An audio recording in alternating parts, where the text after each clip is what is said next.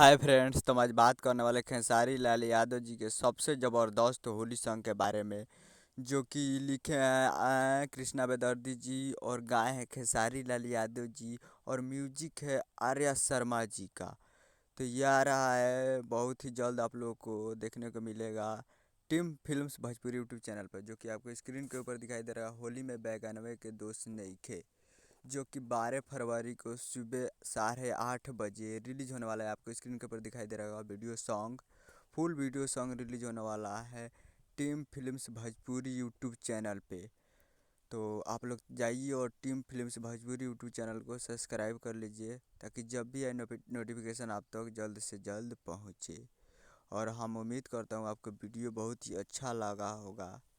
तो हमारे चैनल को सब्सक्राइब करके बेल आइकन प्रेस कर दीजिए, ताकि खेसारी लाल यादव जी का लेटेस्ट न्यूज़ आप तक हम लाते रहें ऐसे ही। तो मिलते हैं अगले वीडियो में। तब तक के लिए जय हिंद, जय भोजपुरी।